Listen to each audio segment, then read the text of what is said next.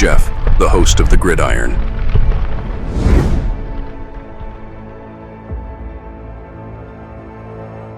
Fourth and goal to go with the 2. 34 seconds left to go in the ball game.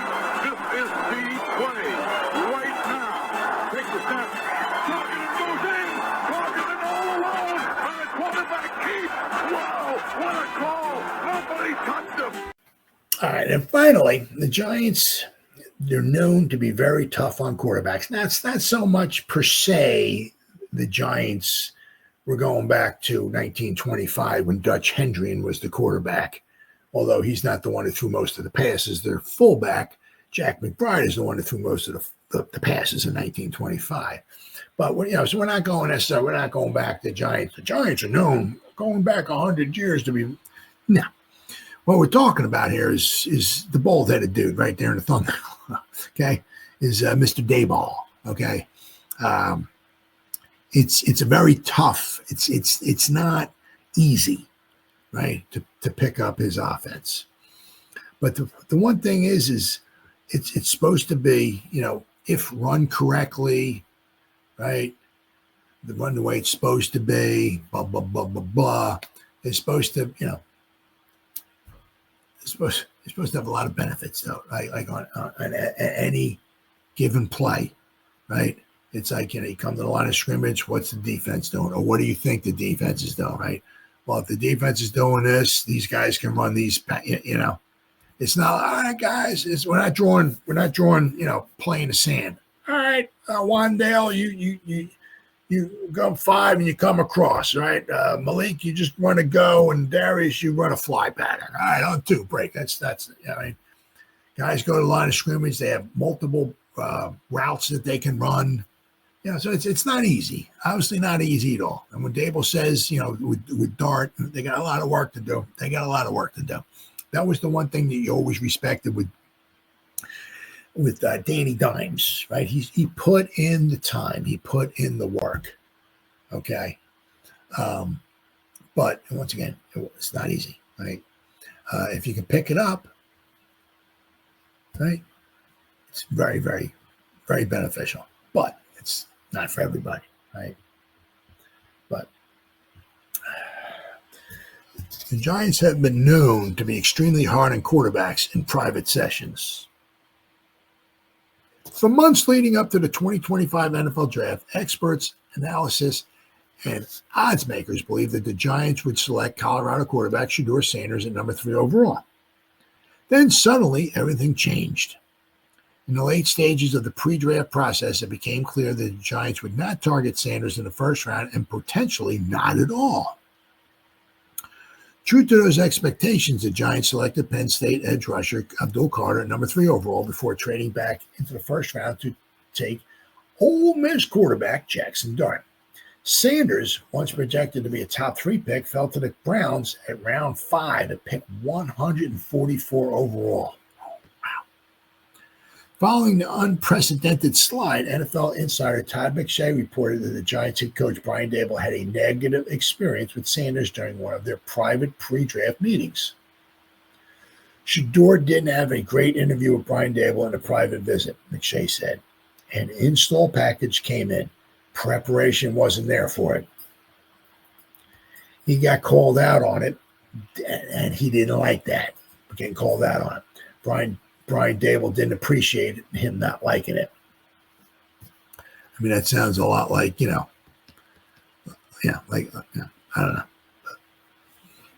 Sounds a lot like his father. If you called Prime out on Coach Prime out on something, he wouldn't like that at all either. He's a very proud man. Don't call him out on it. Not only did Sanders not like it, he was reportedly pissed at the Giants and Daboll. That's not a good look. The Giants, one, they give players an install, and there are mistakes intentionally put in the install, Albert Breer said via 98.5 The Sports Hub. He didn't catch them and got called on it. And it didn't go well after that. He was pissed that they did that to him. What do you think's going to happen? You know, if you get pissed off and things, what do you got? I mean, what do you think's going to happen if the Giants drafted them and things don't go well? What are you going to do then? Right? So, I mean, it's. I get it. I couldn't do it. Yeah, but it's tough for a reason. They want to see who can handle it. I mean, it's not like somebody. It's twofold or whatever you want to call it, right? It's who can handle it on the field, but also you got to handle the New York area, the market, and all the fans and all that. That's not easy. That's what made Eli so good. That was another thing that made Daniel Jones kind of good. I mean, he never blamed teammates. He never blew his stack. He never, he was always very, with his answers talking to people. Now, obviously his performance on the field wasn't stellar like Eli Manning's was, but Daniel Jones always put in the time. Basically, he was always like the first guy there, the last guy to leave. And, his answers were always pretty much the same. I don't know why. Every answer, he always started with, yeah. I don't know why.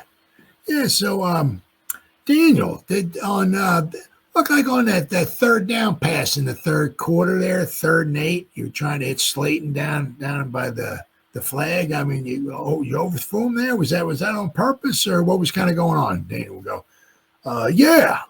He always started off with yeah. I have no idea why, but he was very good. Maybe once again, not always on the field.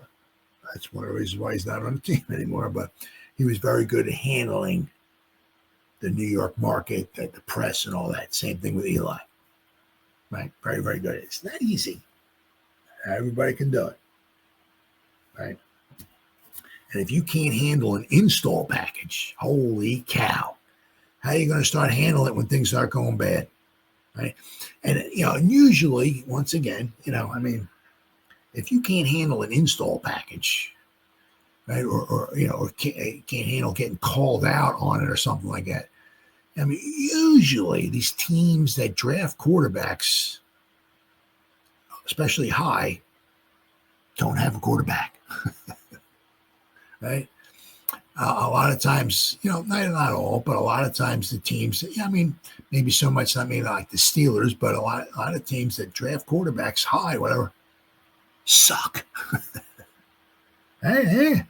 So if you can't handle it, getting called out on an install package, how are you gonna handle it? When you're MetLife Stadium, you got 80,000 fans. You suck. How are you gonna handle that? Huh? We're down 31-3 halfway through the fourth quarter. So, you just drew your 4th interception, got run back for a touch. How are you going to handle that? Huh? That's not easy. So it's not so much, how can you handle the install package and running the plays and directing the team, but how are you going to handle everything else out there? Once again, it's not easy. Not easy at all. Apparently, Sanders felt that that was beneath him, but it's a common tactic employed by the Giants. Mary Kay Cabot of Cleveland.com reports that the Giants are notoriously difficult on quarterbacks during their private meetings, and that it is not exclusive to prospects and rookies.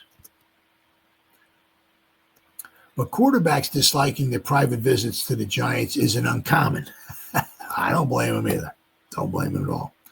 Because it's once again, it's like, you're not, it's a lot of pressure and all that just going to your meet, and you're going to, and they suck. It's like, it's like twofold, right? The team sucks and it's a horrible meet. It's, it's like, so, boy, I hope they don't draft me. So, a league source told Cleveland.com that the private visits to the Giants, quarterbacks disliking their visits to the Giants isn't uncommon. For starters, their system isn't quarterback friendly from a verbiage standpoint, and they're extremely hard on quarterbacks, both rookies and veterans, in these private sessions to see what they can handle. Sanders isn't the first quarterback to come away from a visit. They're dismayed. Quarterback is a pressure-packed position in the NFL, so there's little reason for the Giants and Dable to go soft on them in private meetings. If they can't handle tricky installs and then get angry over missing an error, it's a poor indicator of what could come on the field. You got that right. Giants aren't alone in using this tactic, but are apparently more a stickler than most. Sanders couldn't handle it, and now he's in Cleveland. Dart, on the other hand, must have handled it just fine.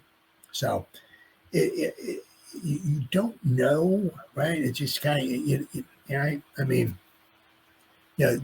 how well did Dart handle it? I mean, because the Giants brought in, some obviously quarterbacks on their 30 visits and all that stuff. And, did Dart really knock it out of the park?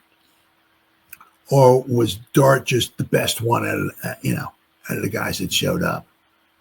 We'll have to wait and see. But if Dart really,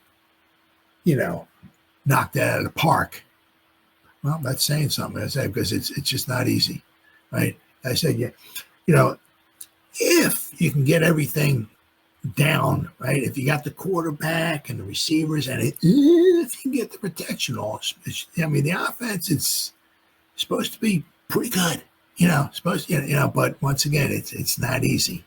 Said you got to get the protection, you got to get the receivers, but you got to get the quarterback, right? So it's not easy, but